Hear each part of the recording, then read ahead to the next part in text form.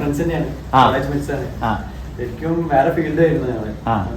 ഡിഗ്രിയും കംപ്ലീറ്റഡ് ആണ്, നമുക്ക് ഡിപ്ലോമ അക്കൗണ്ട്സ് എല്ലാം വേറെ ഫീൽഡിലായിരുന്നു. ജോലിയും കിട്ടാനില്ല. പിന്നെ വേറെ അടിയന്റെ റെഫറൻസിന് വന്നതാണ്. പിന്നെ ABCD ഒന്നും അറിഞ്ഞില്ല, ഇലക്ട്രോണിക്സും സംബന്ധമാണ്. ഇവിടെ ഒന്നും ക്ലിയർ ആയി. അപ്പൊ ക്ലാസ് ഒക്കെ മലയാളത്തിലായിരുന്നല്ലോ?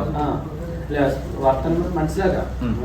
സെക്കൻഡ് ലാംഗ്വേജ് തമിഴാണ്, റൈറ്റിംഗ് വായിച്ചാലും അറിയില്ല. നിങ്ങൾ 3 പേരും തമിഴ്നാട്ടിൽ നിന്നുള്ള ആളുകളാണ്. നിങ്ങൾക്ക് നന്നായി മലയാളം അറിയാലോ?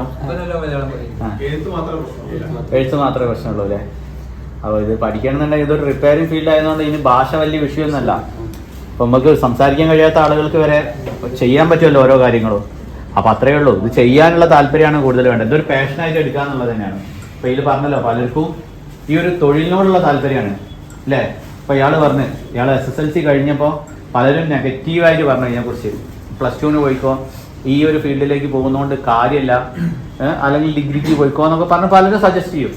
നിങ്ങൾക്ക് വിദ്യാഭ്യാസത്തിൽ ഏതാണ് താല്പര്യമുള്ളത് ആ ഫീൽഡ് സെലക്ട് ചെയ്യുക എന്നുള്ളതാണ് എനിക്ക് പറയാനുള്ളത്. ഡിഗ്രി താല്പര്യമുണ്ട് ഡിഗ്രിക്ക് പോവുക. ഇനി ടെക്നിക്കലി ആണ് പോകേണ്ടതെന്ന് പറഞ്ഞാൽ ടെക്നിക്കലി പോകാൻ ആഗ്രഹിക്കുന്ന ആളുകൾക്ക് ഏറ്റവും നല്ലൊരു ചോയ്സാണ് മൊബൈൽ ഫോൺ റിപ്പയറിംഗ്.